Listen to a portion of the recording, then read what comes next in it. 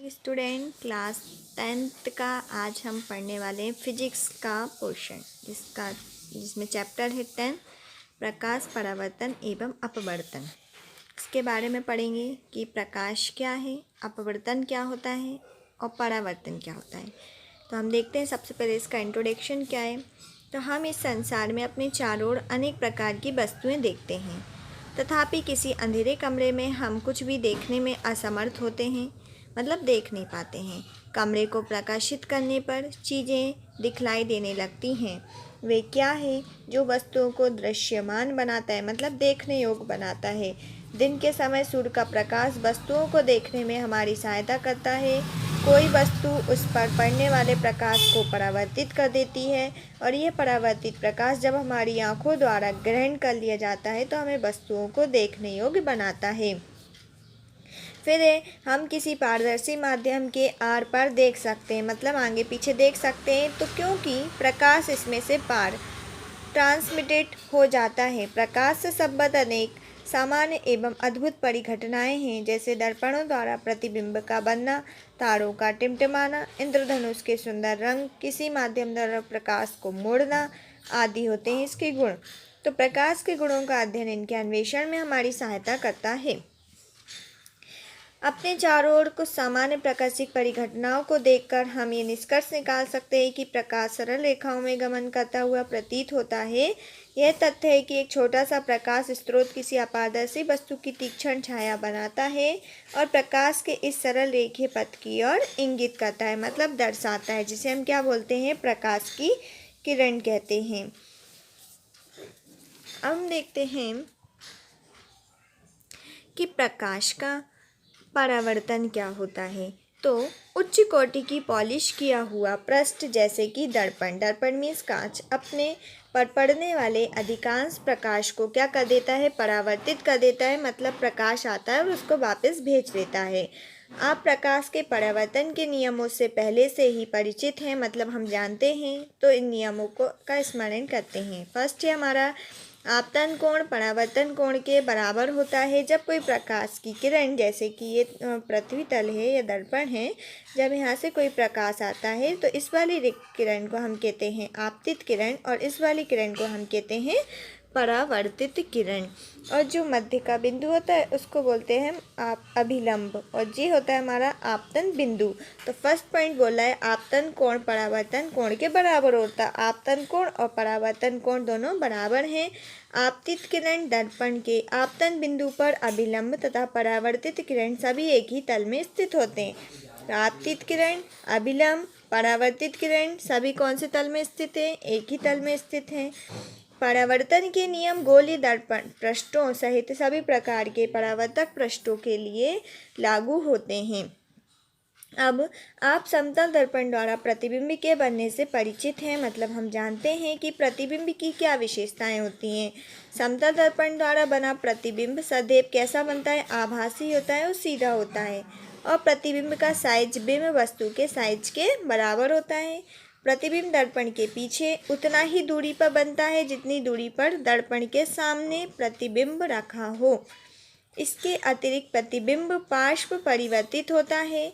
यदि परावर्तक पृष्ठ वक्रित हो तो प्रतिबिंब कैसे बनाएंगे, आइए देखते हैं। तो एक्टिविटी 10.1 में देखते हैं। आप एक बड़ी चमकदार चम्मच लीजिए, इसके वक्रित पृष्ठ में अपना चेहरा देखने का प्रयत्न कीजिए। आप एक किसी चम्मच को लेंगे और उसको उल्टा कर देंगे और फिर देखेंगे अपना चेहरा।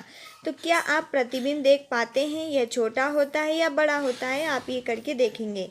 चम्मच को धीरे धीरे अपने चेहरे से दूर ले जाइए, प्रतिबिंब को देखते रहिए, ये कैसे परिवर्तित हो जाता है ये देख करना है आपको। चम्मच को उल्टा कीजिए, पलटिए और दूसरे पृष्ठ से क्रियाकलाप को फिर से दोहराना है। अब प्रतिबिंब कैसा दिखलाई देता है। दोनों पृष्ठों पर प्रतिबिंब के अभिलक्षणों की तुलना करते हैं। पहले हम चम्मच को सीधा रखेंगे, फिर चम्मच को उल्टा रखेंगे, फिर हम आगे पीछे दूर दूर करके आते जाएंगे, जाते जाएंगे और अपना प्रतिबिंब देखते रहेंगे कि कौन कौन सी उसमें तुलना होती है, कौन कौन से परिवर्तन होते हैं। फिर चमकदार चम्मच का वक्रित पृष्ठ एक वक्रित दर्पण की भांति माना जाता है। सबसे अधिक उपयोग में आने वाला समानता वक्रित पृष्ठ का प्रारूप गोलीय दर्पण होता है। इस प्रकार के दर्पणों के परावर्तक पृष्ठ किसी गोले के पृष्ठ का एक भाग माना जाता है। ऐसे दर्पण जिनका परावर्तक पृष्ठ कैसा हो, गोलीय है, गोलीय दर्पण कहलाते हैं। अब हम गोलीय दर्पणों के बारे में कुछ विस्तार से वर्णन करेंगे। देखते हैं गोलीय दर्पण क्या होता है। तो गोलीय दर्पण क्या होता है? गोलीय दर्पण का परावर्तक पृष्ठ अंदर की ओर, परावर्तक पृष्ठ अंदर की ओर या बाहर की ओर वक्रित होता है, गोल होता है।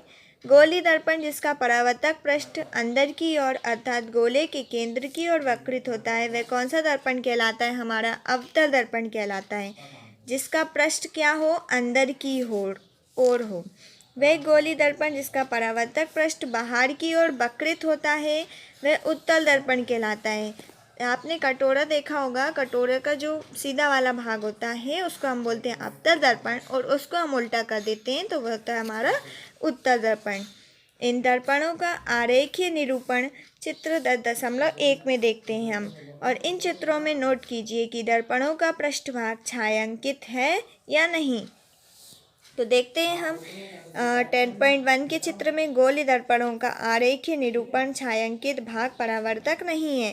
तो ये हो गया हमारा, इसको बोलेंगे हम अवतल दर्पण, और ये उल्टा कर देंगे तो ये हो जाएगा हमारा उत्तल दर्पण।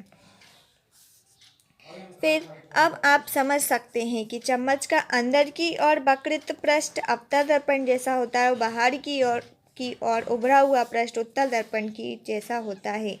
गोलीय दर्पणों के बारे में अधिक ज्ञान प्राप्त करने से पहले आइए हम कुछ शब्दों और पदों को जाने और उनका अर्थ समझते हैं। ये शब्द गोलीय दर्पणों के बारे में चर्चा करते हैं, सामान्यतः प्रयोग में आते हैं। गोलीय दर्पण के परावर्तक पृष्ठ के केंद्र को दर्पण का ध्रुव कहते हैं। ये दर्पण के पृष्ठ पर स्थित होता है। ध्रुव को P अक्षर से निरूपित करते हैं। अब गोलीय दर्पण का परावर्तक पृष्ठ एक गोले का भाग होता है। इस गोले का केंद्र गोलीय दर्पण का वक्रता केंद्र कहलाता है। यह अक्षर C से निरूपित किया जाता है। कृपया ध्यान दें कि वक्रता केंद्र दर्पण का भाग नहीं है, यह परावर्तक पृष्ठ के बाहर स्थित होता है, और अवतल दर्पण का वक्रता केंद्र परावर्तक पृष्ठ के सामने स्थित होता है। तथापि उत्तल दर्पण से यह दर्पण के परावर्तक पृष्ठ के पीछे स्थित होता है। ये तथ्य आप चित्र 10.2 में A और B में नोट कर सकते हैं। गोलीय दर्पण का परावर्तक पृष्ठ जिस गोले का भाग होता है उसकी त्रिज्या दर्पण की क्या कहलाती है? वक्रता त्रिज्या कहलाती है।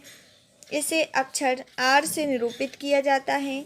ध्यान दीजिए कि PC दूरी वक्रता त्रिज्या के बराबर है। गोलीय दर्पण के ध्रुव तथा वक्रता त्रिज्या से गुजरने वाली एक सीधी रेखा की कल्पना करते हैं।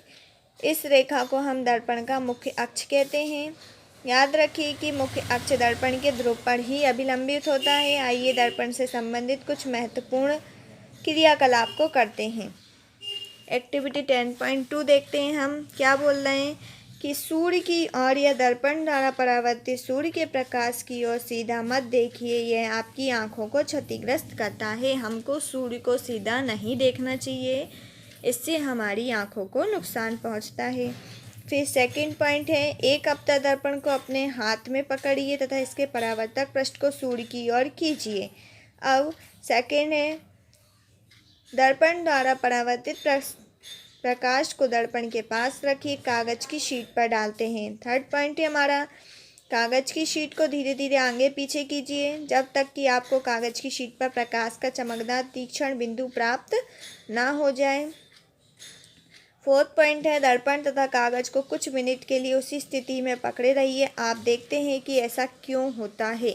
तो ये एक्टिविटी आप करके देखेंगे। फिर अपन नेक्स्ट क्लास में पढ़ेंगे कि गोलीय दर्पणों द्वारा प्रतिबिंब कैसे बनता है, अवतल दर्पण क्या होता है, इन सब के बारे में हम पढ़ने वाले हैं। Thank you.